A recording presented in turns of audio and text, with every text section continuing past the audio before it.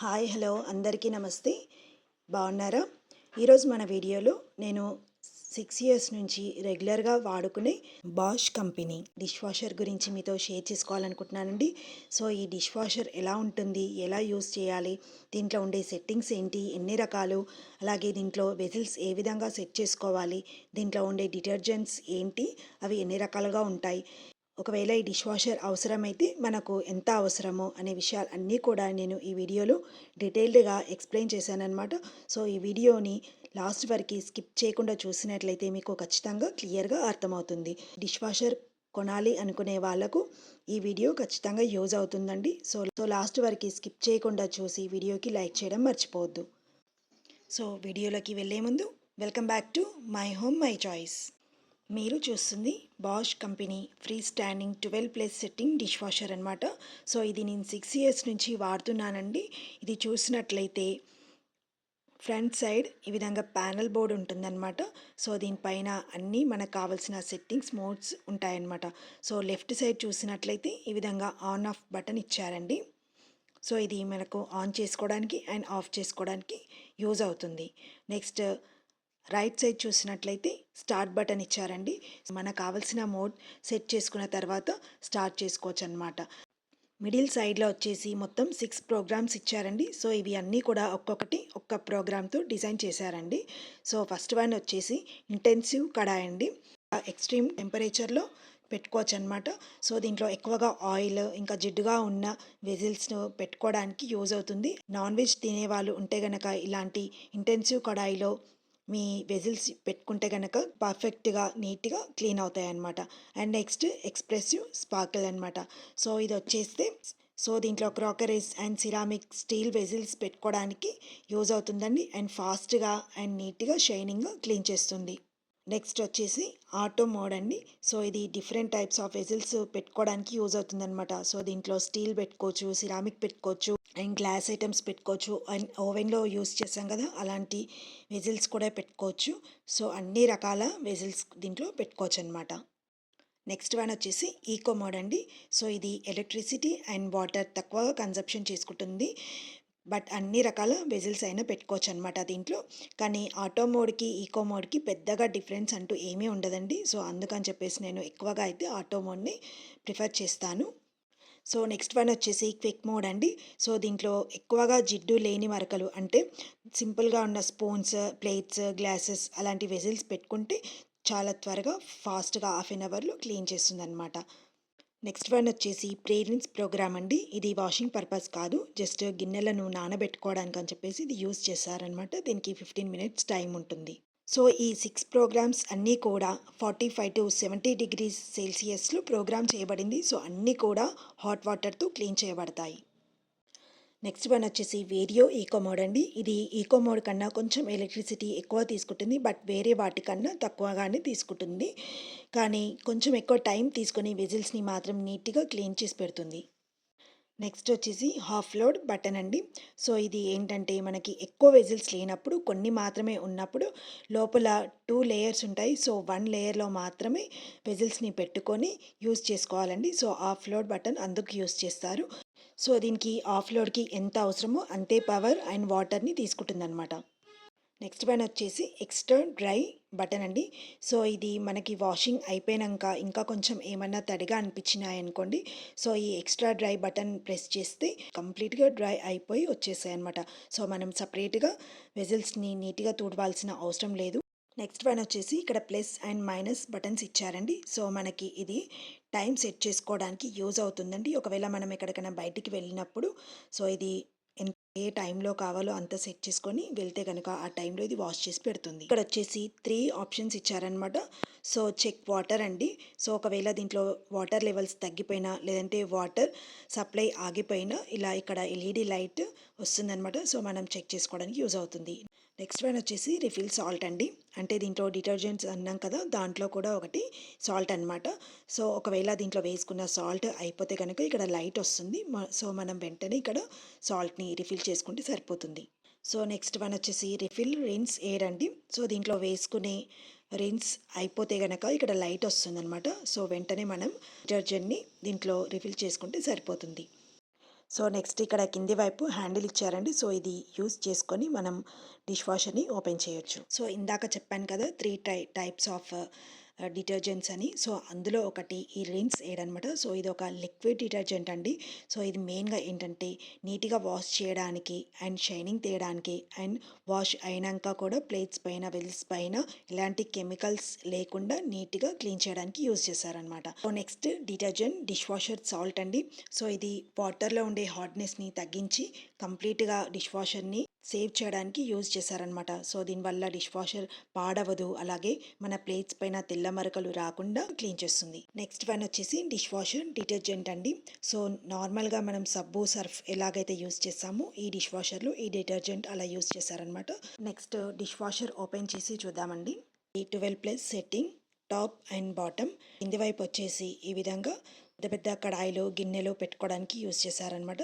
So ఇది బయటికి ఇలా తీయడానికి ఫ్రీగా మూవ్ అవ్వడానికి ఇక్కడ వీల్స్ కూడా ఇచ్చారండి.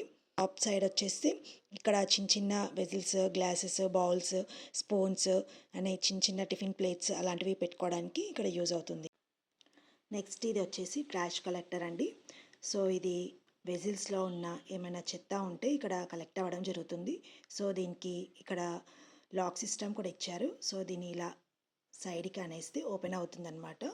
సో దీంట్లో వచ్చేసి చెత్త అనేది ఇక్కడ కలెక్ట్ అవ్వడం జరుగుతుంది. సో మనం వెజిల్స్ క్లీన్ అయిపోయినాక రెగ్యులర్గా దీన్ని తీసుకొని ఇక్కడ ఏమైనా ఉంటే కనుక క్లీన్ చేసుకొని మళ్ళీ పెట్టేసుకోవాలన్నమాట.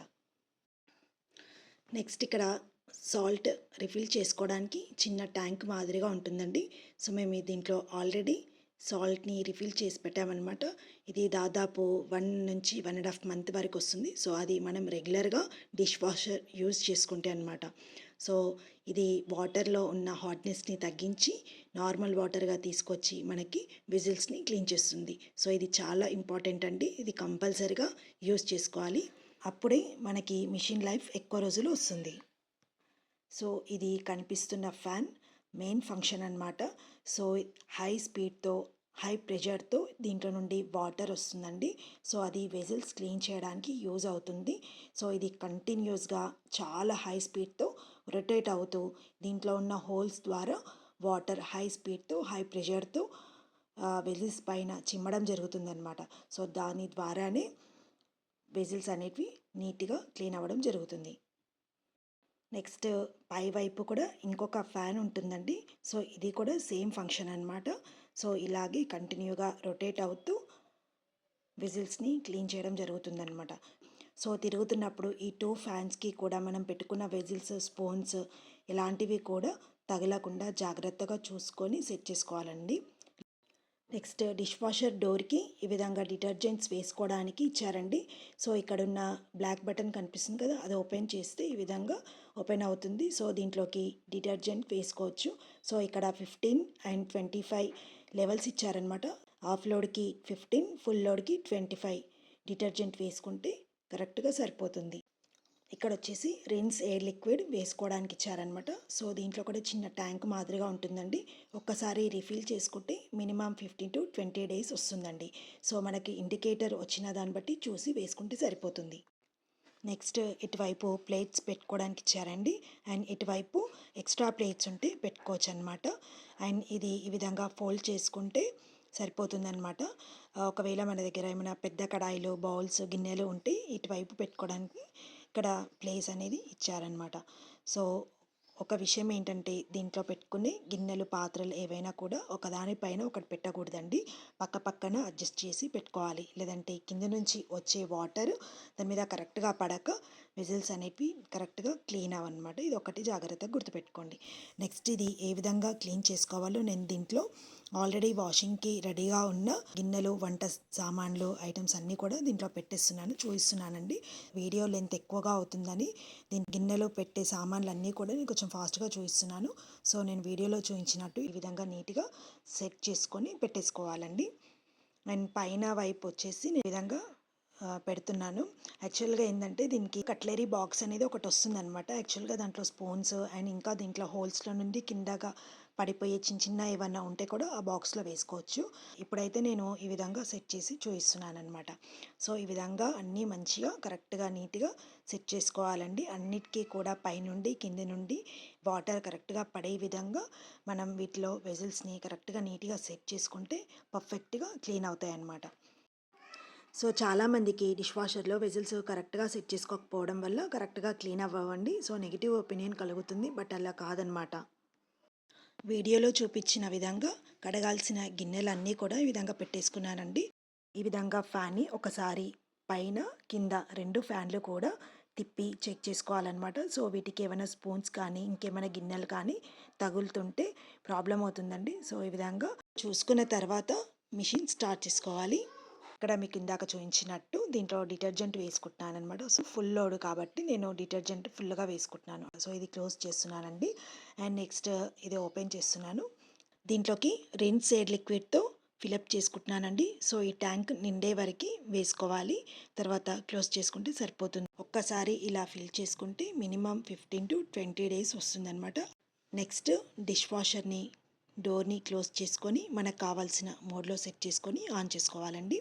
డిష్ వాషర్ కంప్లీట్ అవ్వడానికి 1 hour 20 minutes టైం పడుతుంది. సో ఈలోపు ఈ వీడియో కనుక మీకు నచ్చితే లైక్ చేయండి, అలాగే షేర్ చేయండి. అండ్ ఫ్యామిలీకి ఫ్రెండ్స్కి అందరికీ కూడా షేర్ చేయడం మర్చిపోవద్దు. అండ్ ఇలా మీరు షేర్ చేయడం వల్ల అందరికీ ఇలాంటి మంచి వీడియోలు నోటిఫికేషన్స్గా వెళ్తాయండి. కంప్లీట్ అయిపోయిన డిష్ వాషర్ని ఈ విధంగా ఓపెన్ చేస్తే చక్కుమని మెరిసిపోయి మన ప్లేట్స్, గిన్నెలు, పాత్రలు, వెజిల్స్ అన్నీ కూడా రెడీ అయిపోయినాయండి. చూస్తున్నారు కదా ఎంత నీట్గా పర్ఫెక్ట్గా మెరిసిపోతాయండి. సో ఈ పాత్రలు, గిన్నెలు అన్నీ కూడా హాట్ వాటర్తో క్లీన్ అవ్వడం వల్ల దీంట్లో ఏమైనా జెమ్స్ ఉన్నా, క్రిములు ఉన్నా, బ్యాక్టీరియా ఉన్నా కూడా అన్నిటినీ చంపేస్తుంది అనమాట. సో ఒక్క విషయం గుర్తుపెట్టుకోండి, పెట్టేటప్పుడు మాత్రం కొంచెం జాగ్రత్తగా చూసుకొని పెడితే అన్నిటికీ కరెక్ట్గా వాటర్ స్ప్రింకిల్ అయ్యి మంచిగా నీట్గా కడిగి పెడుతుందన్నమాట. ఇంకొక విషయం ఏంటంటే దీంట్లో అన్ని రకాల వెజిల్స్ పెట్టుకోవచ్చు, బట్ 2 మాత్రమే ఇవి క్లీన్ చేయడానికి కష్టంగా ఉంటుంది. ఒకటి పాల గిన్నె, ఇంకొకటి టీ పెట్టుకుంటాం కదా, సో ఆ గిన్నె.